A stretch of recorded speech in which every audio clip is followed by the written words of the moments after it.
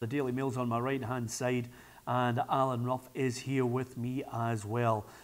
Tommy's been giving his pelters over the last couple of weeks, Ruffy. If we have three people on, he doesn't like me using the microphone. He wants three microphones. So we've been out busking at the weekend in Glasgow and we've bought three microphones. Isn't it amazing how people look for cosmetic things to moan about rather than their own team? Yeah, well, it just shows you we're that professional, and so are the viewers. Yeah. You know, they want it done right. Absolutely. So we went out and bought them with Ruffy's first signing on fee from Partick Thistle when he was but 15. And my watch. Yeah, and his watch, and your watch as well. So, what a weekend of football. Hugh McDonald, first and foremost. We looked at the early game at Easter Road and thought Celtic have got a chance to win the title.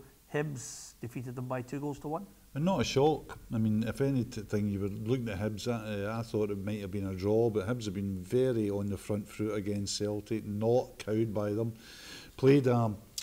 Played a kind of risky game, you know, that pressing game, leaving 1-1 at the back, but it worked out fantastic for them. 2 excellent goals, 2-0 up. Celtic pull one back, but the 3 points for Hibs and keeps the second race place for the second race very much on the go. Yeah, just out of curiosity, before I get Ruffy on this one, a lot of people suggesting, in fact, I saw one column suggesting that Neil Lennon would be the ideal Celtic manager if Brendan Rodgers left.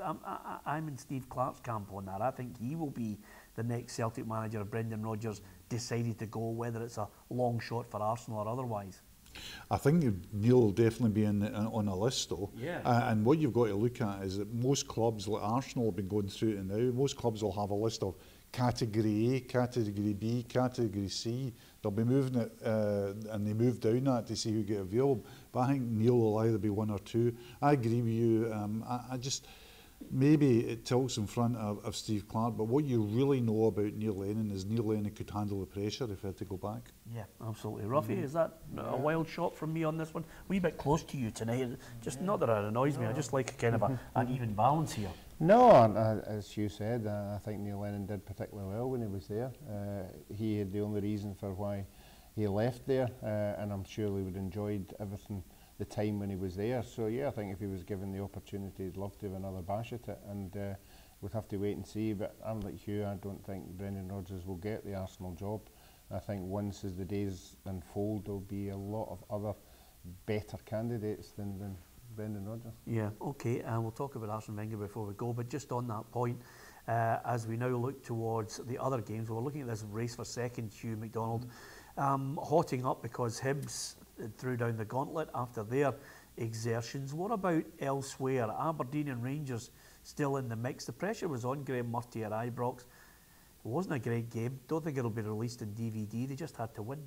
They had to win, they did. And that's Graham Murty will be a very relieved man on Sunday night. They were winning pretty comfortable at one point, allowed Hearts to get back in it with a very loose goal. And then Lafferty hits the post. Now, if that's 6 inches the other way, it's crisis time again. It's abated at the moment. He can take a breath, and all he's got to do is beat Celtic on Sunday. Yeah. And that's all he's got on his horizon. Yeah, and with that in mind, already we're starting to get these little tidbits coming out. Rangers in talks with a pre-contract for Scott Arfield. Is he the calibre that will mount the challenge for next season? He's decent, and he is. Yeah, I would think he's a good player, but there's things that come along with him. Hefty wage bill. He's not going to come for anything less, I wouldn't imagine, than £20,000 a week. So that's £1 million. And then if you get him on a long-term deal, 3-4 years, do the arithmetic yourself. But yeah, I mean, but I think the big problem with Rangers is clearing out what they have at the moment. There's a lot of money getting hosed out the club on people that are not playing or people that are not good enough. There's also going to be huge decisions to be made on loan players. So it's not only recruitment they've got to worry about, it's sort of thinning that heavy mass of just really mediocrity they have. Yeah, just one little footnote, Ruffy. I thought Hearts were ranked rotten. The game was rotten, but Hearts woeful. Yeah, I mean, they have been woeful away from home all season. They've been tremendous at home, but away from home, obviously Craig Levein has a certain style of play. He just tries to, what would I say, tries to bore the pants off everybody by just getting everybody behind the ball and not exciting football at all. It's It's more of, right, come on, let's see what you've got, and we'll just hang about and see if we can get away with nothing each or 1-0. It didn't work for them, because as soon as the other team scores a goal, then you have to change your tactics, and when you change your tactics, you get left wide open and you lose goals. What about that? I mean, that's punditry. You don't get those catchphrases anywhere else. You know, just hang about and bore the pants off. They're all there. Yep, the hang about line. That's the hang about. So you're quite right about that. I mean, if you're actually looking, apart from a team that ends up getting relegated this season, but if you look at disappointing seasons, it's a really disappointing season for Hearts. Yeah. What about Aberdeen? I mean, he had to bounce back as well. I think the Aberdeen, I think that was a tremendous result for Aberdeen. It's a difficult surface to play on. Kilmarnock momentum. You just come off a really horrendously bad result. I mean, 3-0 in a cup semi-final to Motherwell, a team that you've got a much better budget than, that in all reasonable expectation is that you should win that match. So good on him, Derek McInnes. His team bounced back, kept the second position live. Neil Lennon would have been looking after the early kick-off and saying, well, I hope Kilmarnock and Hearts can do me even a point, or get a point out of it, but not to be, so that the race goes on for another week. Yeah. Bottom end of it, Hugh, have you changed your mind on who's getting relegated? What a big win for Partick Thistle. Well, yeah, at the beginning of the season I thought Hamilton would go down, Ross County in the relegation place. I think Ross County might go down now. Yeah, I think Ross County are down, but I still think Partick Thistle already won one game at the weekend. I think they need to win another 2.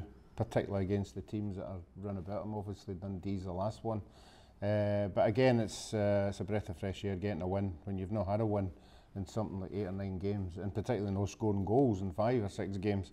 You know, you're going to be have a bit of confidence going into the next one, but they've got a good record against St Johnstone away. Might just have to remain to be seen how they do.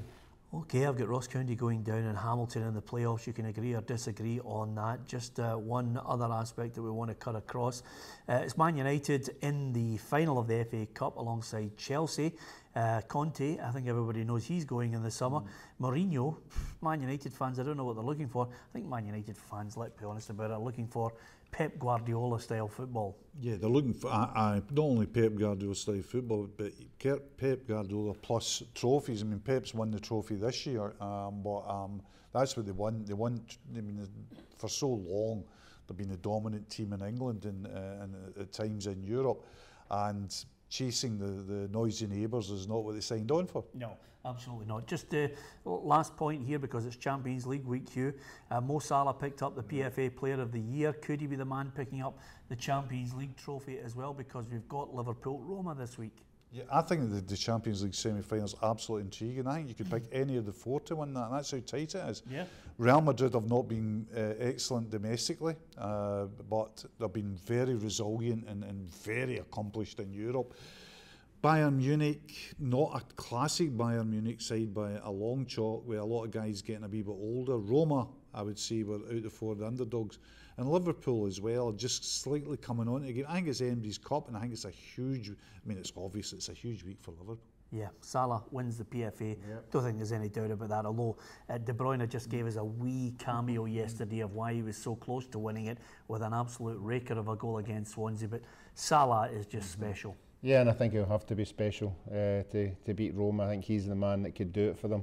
I've said it on numerous occasions. I just feel at the end of the day that the Liverpool defence can be got at, and the goalkeeper can be got at as well. So I think the Roma game at home will be the testing one for me. Okay then, give us your thoughts on it all. Don't forget, if you've got your phone, you can download the PLZ Soccer app in Google Play and the App Store as well.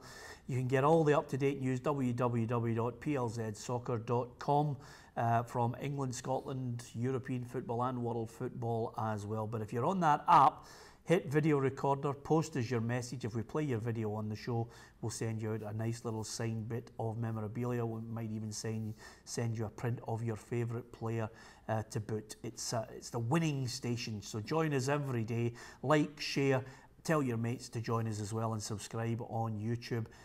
You can join us on Facebook Live and Twitter as well. From Hugh McDonald and from Alan Ruff and myself, Peter Martin. Thanks for watching.